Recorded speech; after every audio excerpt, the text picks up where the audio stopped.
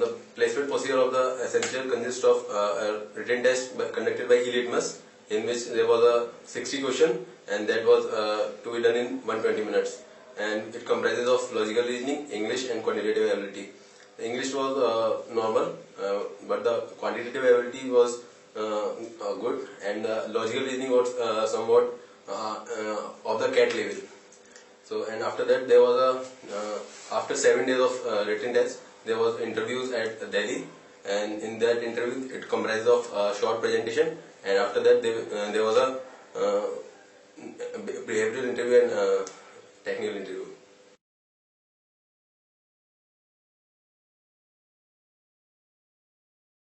At the interview at Delhi, there was a panel which consists of 3 members, and one of the guys came from UK, and there was a lady, and there was an HR guy also. So when I entered the room, then they asked me to present the topic. There was 5 topics from which we have to choose one topic and present it among themselves. There was a freedom of presenting it on laptop or on paper or on board. So I chose to present it on laptop. I made an PPT. So when I presented it, they asked many doubts from me. In one of the slides I have written that the recent power failures made the mockery of India. So the guy from UK asked me, how can you say that they made a mockery of India? Then I replied him very confidently, then India is such a vast economy, and India is having such a large industrial base, and there is a lot of industry, and it amounts to our GDP. So if for a whole day there is a power failure, then it will be slowing down the country economy. So it will be affecting our companies, so country. So such a large country is having so much power failure, then it will be making a mockery of that country. And I also told him that it was a statement of a newspaper in New York. Then the lady asked me, why should I hire you, and what do you want to join Accenture? Then I was attentive in PPT, and I replied him that Accenture is working in multiple domains. He is working in outsourcing, technology, and consulting, and in various scope that is working in software projects also, and hardware projects, and now he is also working in telecom projects. So I told that I have good knowledge of all of these topics, every knowledge of software and hardware and telecom. So I told him that I have very big scope of learning in Accenture, and I can handle multiple projects of various domains. So I told him that I will be great working here. He again asked me, what do you know about Accenture? Then I told him everything what I saw in PPT. I was very attentive to PPT, and I told about everything what I know about Accenture. Then the guy from UK asked me, then what will you do, and how will you solve the problem of a client which will come to you with a problem? So I told him that with the help of an example, that I will try to find the issues related to the problems, and try to figure out the issue, the various factors which are causing problem to my client. For example, I gave the example of a shoe company. For example, a company come to me, and the owner came to me that the sale of the shoes of that company is declining year by year. So I will firstly try to locate in which area does the problem exist. So I will firstly find out that maybe the cost of your shoes is rising, or the demand of your shoes is declining in market, and what are the factors that are causing that decline in the demand of your shoes. So I will try to find out. I will do some surveys. I will go to a mall, and I can do a survey that what are the kind of shoes that are in demand. So I explained him a lot more about that, and he was very much satisfied by my answer. Then he again asked me that what will you do if the client come with a problem, but you don't have that knowledge about that problem. You don't have any technical knowledge or any kind of knowledge about that problem. So what will you do now? Then I replied that I will try to collect as much information as I can from my colleagues and from an expert, or I may take some expert into my team, and I can work with him on that project, and I will do such. Then he again asked me that what are the qualities do you think that a technical architect should possess. Then I replied in that there are some of quality which you mentioned in PPT, and some what I think is that he should have good analytical skills, he should be good in problem solving, and he should be able to design new innovative ideas. He should be able to think about new ideas, and he should be having good communication skills. These are some of the quality which I mentioned to him. Then the other guy, HR guy, asked me that about my project which I mentioned in my resume, and that was I have done internship at IIM Ahmedabad. So he asked me about that intern. So I told him everything about that intern, and he was very much satisfied by my answer. He was very much happy that you have done so much work there. And thereafter, he asked me about my extracurricular activities, what I have done in college, and some fest organized. That's all.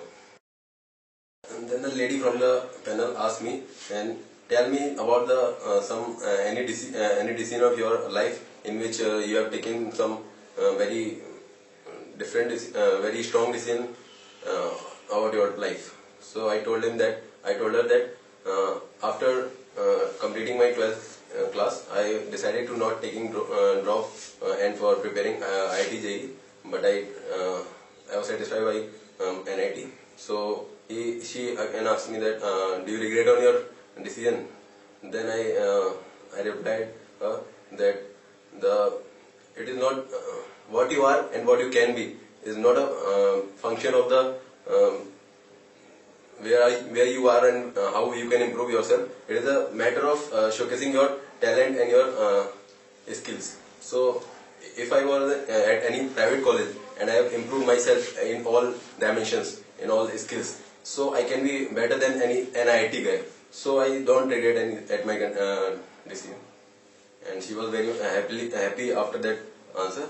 And then all of them, then other guy asked me, do you want to ask us from anything? Then I asked that you are having so much variety of projects. So how will you decide that in which project I should be given which type of project? Then he told that he will firstly we will be having a 6-month training, and after that the project type will be defined.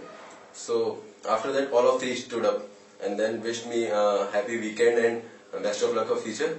And then I was very happy, and I just got the offer. But the story didn't end up here. I got another call for interview after 5 minutes, and I was very much thinking that why they have called me again, or there was only one round of interview. So then I made another panel of 3 members, where there were 3 guys. They are from technical side. So they told me that they will judge me for my technical background. So they asked me your favorite topic. Tell me about your strongest topic, which you have all the knowledge about that topic. So I thought that they guys are from software background, maybe from software background, and they might not know telecom. So I replied them I have good knowledge of telecom. So one of the guy made a crazy laugh and then said, "Oh, telecom? Yeah, I am an expert of that." So I was terrified that how can he say that he is an expert of telecom in being a software consultancy firm. Then he asked me very deep questions about TDMA, FDMA, and the bandwidth of this 2G, 3G, about CDMA. All these questions related to telecom sector. And he also asked me about SSL link and these telecom questions.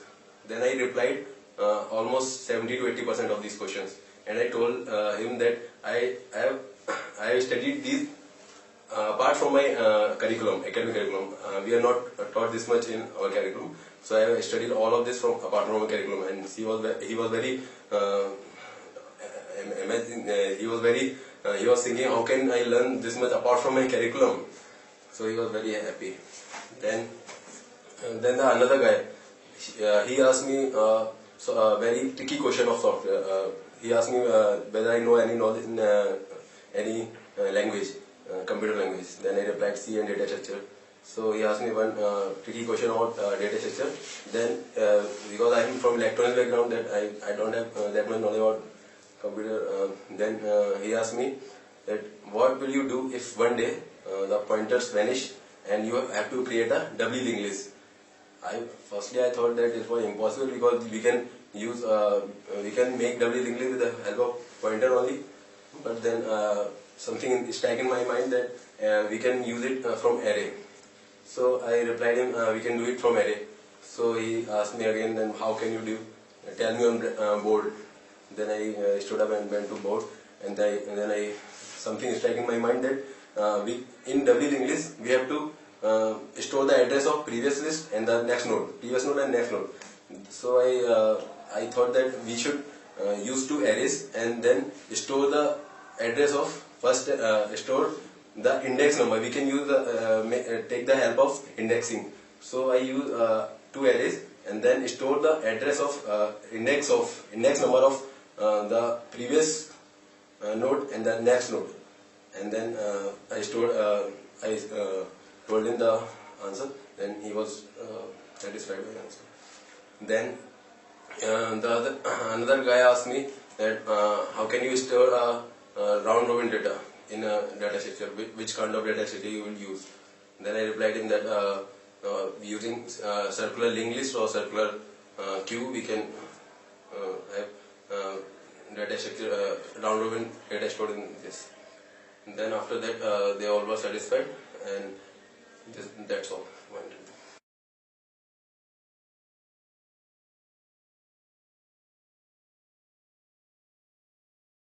I will suggest that you should try to expose all of your good points in the interview, and you should, if at some point your interview goes low, then don't lose hope and try to build it up by showing your good skills and your the fields at which you are good.